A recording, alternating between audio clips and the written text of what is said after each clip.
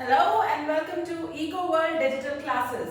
आप देख रहे हैं मैक्रो इकोनॉमिक्स सीरीज स्टैंडर्ड 12। आज हम चैप्टर करने वाले हैं मनी का, और मनी का ही topic which is measures of money supply आज हम इस वीडियो में समझेंगे। ओके, लास्ट टॉपिक है, अगर आप मेरी वीडियोस फॉलो करते आए हैं तो ये लास्ट टॉपिक है मनी के चैप्टर का। इसके बाद मनी का चैप्टर क्लोज्ड है। अब कई बार हमारे दिमाग में सवाल उठता है कि अगर गवर्नमेंट को money supply at a point in time economy में कितनी है ये पता करना है, तो इसके क्या तरीके हैं, इसके क्या फॉर्मूले हैं। ये जो तरीके या फॉर्मूले हैं इन्हीं को हम बोलते हैं measures of money supply.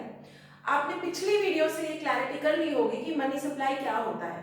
Money supply is literally total stock of money, stock of money at a point in time. एक पर्टिकुलर समय पे इकोनॉमी में कितना पैसा है, स्टॉक कितना है पैसे का, उसको हम मनी सप्लाई बोलते हैं। ठीक है, अब अगर पता करना है कि मनी सप्लाई कितनी है एक समय पे, तो ये आसमानी तो होने नहीं वाला। There must be some formula, कुछ तरीका होना चाहिए जिसमें उसको लगाकर हम पता कर सकते हैं कि मनी सप्लाई कितना है। So then there are 4 measures for this. 4 measures हैं मनी सप्लाई पता करने के, M1, M2, M3, M4। हमारे सिलेबस में सिर्फ M1 है, लेकिन इस वीडियो में मैं M1, M2, M3, M4 सब करवाऊंगी to be on the safer side. अच्छा है अगर आपको पता हो कि M1, M2, M3, M4 क्या है। आप एक तो आपकी नॉलेज बढ़ जाती है, दूसरा जस्ट इन केस कभी गलती से M1 के अलावा भी कोई क्वेश्चन आ गया तो आपको क्लैरिटी रहेगी। बहुत सिंपल टॉपिक है, इसलिए करने में कोई हर्ज नहीं है। ठीक है, चलिए शुरू करते हैं। M1 measure 1 is C plus DD plus OD. C currency, DD demand deposits and OD मतलब other deposits। अब पहले तो याद करो करेंसी क्या होता है, ये तो आप जानते हैं। नोट्स एंड कॉइन्स जो हैं, जो आप जनरली यूज करते हैं चीजें परचेज करने के लिए, उसे आप करेंसी बोलते हैं, दिस यू नो। लेकिन डिमांड डिपॉजिट क्या है? अगर आप पिछली वीडियोस पे ध्यान दें, मैंने समझाया था कि डिमांड डिपॉजिट्स बेसिकली वो पैसा है जो आपने अपने अकाउंट में सेव कर लिया, जिसको आप कभी भी इजीली विड्रॉ कर सकते हैं, या तो एटीएम के थ्रू या चेक्स के थ्रू। तो जैसे हमारे सेविंग अकाउंट में पैसा होता है, हमको जब भी पैसा चाहिए हम चेक या एटीएम के थ्रू वो पैसा निकाल सकते हैं, ऑन डिमांड निकाल सकते हैं, इसीलिए इनको डिमांड डिपॉजिट्स बोलते हैं। तो जब हम M1 कैलकुलेट करते हैं उसमें आती है टोटल करेंसी जो इस समय सर्कुलेशन में है, दूसरा डिमांड डिपॉजिट्स, लोगों का पैसा सेविंग अकाउंट का जो कभी भी विड्रॉ किया जा सकता है, और इसके अलावा अदर डिपॉजिट्स। अब अदर डिपॉजिट्स में क्या क्या आता है वो समझते हैं। 3 चीजें आती हैं अदर डिपॉजिट्स में, बोर्ड पे ध्यान दीजिए। Demand deposits of public financial institutions with RBI. 2 demand deposits of foreign central banks and government with RBI, and demand deposits of international financial institutions like IMF and World Bank। मैं इसको easy कर देती हूँ, आसानी से समझाती हूँ। देखो, आरबीआई में गवर्नमेंट अपना पैसा रखती है, गवर्नमेंट का अकाउंट है, राइट। गवर्नमेंट का अकाउंट है, वो खैर वो अदर डिपॉजिट्स में नहीं आता। गवर्नमेंट के अलावा फाइनेंशियल इंस्टीट्यूशंस जैसे नबार्ड है, जैसे रीजनल रूरल बैंक है, इनका भी अकाउंट आरबीआई के पास होता है। डिमांड डिपॉजिट मतलब इनका ऐसा अकाउंट जहां से ये कभी भी चाहे पैसा निकाल सकते हैं, ऐसा अकाउंट आरबीआई के पास होता है। तो एग्जांपल लेके चलते हैं NABARD. NABARD is top agricultural bank in the country. तो नबार्ड ने अपना एक अकाउंट आरबीआई के पास रखा है जिसमें नबार्ड अपने पैसे रखता है, नबार्ड एज ए इंस्टीट्यूशन। ठीक है, और कभी भी जब नबार्ड को जरूरत पड़ती है वो वहां से वो पैसे विड्रॉ कर लेता है। तो ये वाला जो डिमांड डिपॉजिट है वो अदर डिपॉजिट्स में आता है। इसके अलावा foreign central banks and foreign governments, बाहर की कंट्रीज जो हैं उनके सेंट्रल बैंक जो हैं, जैसे हमारे यहाँ आरबीआई है, वैसे ही बाहर की कंट्रीज में भी सेंट्रल बैंक्स होते हैं, उनका एक अकाउंट भी आरबीआई में होता है। बाहर की गवर्नमेंट्स का भी कई बार अकाउंट आरबीआई में होता है, लेकिन अकाउंट कौन सा होना है? डिमांड डिपॉजिट वाला, रिजर्व वाला नहीं। ऐसा नहीं जहां पे पैसा रिजर्व हो गया है, वो अकाउंट जहां पे पैसा ऐसे रखा गया है कि कभी भी चाहे तो विड्रॉ कर सकते हैं। जैसे बाहर की सरकार को मान लो इंडिया के साथ काम रहता है, तो उन्होंने एक अकाउंट आरबीआई में अपने नाम से खुलवा लिया। अब वो अकाउंट से पैसा कभी भी बाहर की सरकार विड्रॉ कर सकती है, वो डिमांड डिपॉजिट भी इस अदर डिपॉजिट में आता है, ठीक है। थर्ड, डिमांड डिपॉजिट, अगेन मेरी बात पे ध्यान देना, कहीं पे भी रिजर्व शब्द नहीं आ रहा।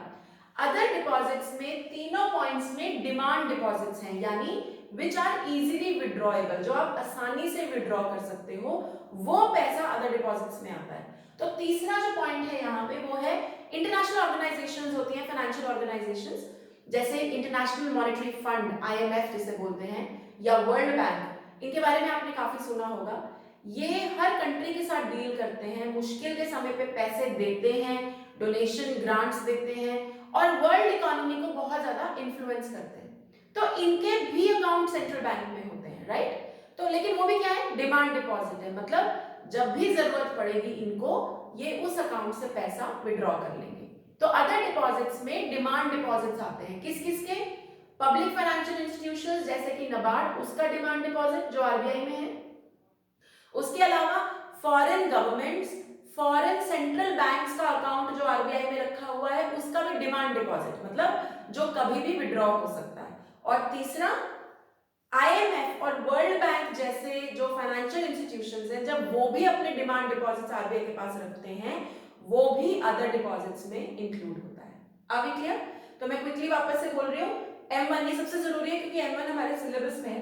M1 में आती है तीन चीजें, करेंसी जो सर्कुलेशन में है, डिमांड डिपॉजिट्स मतलब आपका और मेरा सेविंग अकाउंट्स का पैसा जो हम कभी भी विड्रॉ कर सकते हैं, और अदर डिपॉजिट्स में आते हैं तीन टाइप के डिमांड डिपॉजिट्स, फॉरेन कंट्रीज और गवर्नमेंट का, सॉरी फॉरेन गवर्नमेंट्स का एंड फॉरेन सेंट्रल बैंक का demand deposit, public financial institutions जैसे नबार्ड इनका डिमांड डिपॉजिट, और IMF और वर्ल्ड बैंक इनका डिमांड डिपॉजिट, ये सब अदर डिपॉजिट्स में आता है, ठीक है। यहां तक क्लियर है? एक और बात पे ध्यान देंगे, M1 इज नैरो मनी। अगर आपने पिछली डेफिनेशंस वाली वीडियो क्लियरली पढ़ी थी तो मैंने समझाया था कि नैरो मनी का मतलब है मनी का रूप, function of medium of exchange. Narrow money हम उसे बोलते हैं जहां पे मनी मीडियम ऑफ एक्सचेंज की तरह काम कर रही है, यानी जहां पे पैसे से चीजें खरीदी जा सकती है, उसको हम नैरो मनी बोलते हैं, उस डेफिनेशन को। तो जो M1 का मेजर है ना, ये हमारे को, हमारी सरकार को नैरो मनी बता देगा कि मतलब भाई इतना पैसा है इकोनॉमी में जो लोग कभी भी निकाल के परचेजिंग करने में यूज कर सकते हैं। इसको ऐसे समझो कि M1 से पता चल जाएगा इकोनॉमी में कितना पैसा है जो कभी भी परचेजिंग पावर की तरह यूज हो सकता है, ठीक है। यहां तक क्लियर है? All good, okay. अगला करते हैं M2 में आता है, M2 का फॉर्मूला है M1 plus saving deposit with post offices, ठीक है। M2 में M1 तो आ ही गया, मतलब C plus DD plus OD तो आ ही गया। उसके अलावा एक और चीज आ गई, saving deposit with post office. मुझे नहीं पता कि आप में से कितनों को पता है कि पोस्ट ऑफिस में भी सेविंग अकाउंट खुलता है। तो जो पोस्ट ऑफिस में सेविंग में पैसा चला गया, वो पैसा भी यहाँ पे कैलकुलेट हो गया। अब देखो गवर्नमेंट के पॉइंट ऑफ व्यू से सोचो, M1 से उनको पता चल गया टोटल मनी कितना है इकोनॉमी में इन सर्कुलेशन, मतलब जहां, और जो विड्रॉएबल है, जहां से लोग पैसा निकाल के उसे कभी भी खर्च कर सकते हैं। M2 से पता चल गया कि M1 कितना है, और कुछ एक लोग बैंक के अलावा पोस्ट ऑफिस में भी सेविंग क्रिएट करते हैं, तो वो कितना है वो M2 से पता चल गया। तो M2 का फॉर्मूला क्या है, M1 plus total plus saving deposits with post offices, ठीक है। ये भी नैरो मनी है। नैरो मनी क्या होता है, मीडियम ऑफ एक्सचेंज फंक्शन जो मनी का दिखाता है, परचेजिंग पावर की जो बात करता है, M2 भी नैरो मनी है, ठीक है। अब आओ M3 और M4 दोनों ब्रॉड मनी है। ब्रॉड मनी मतलब, ब्रॉड मनी हम उसे कहते हैं जो मनी का स्टोर ऑफ वैल्यू फंक्शन दिखाता है। स्टोर ऑफ वैल्यू फंक्शन क्या था कि मनी को हम फ्यूचर के लिए, लॉन्ग टर्म के लिए बचा के रख सकते हैं, और ऐसा हम इसलिए कर सकते हैं क्योंकि पैसे की वैल्यू डिटोरिएट नहीं होती। तो फ्यूचर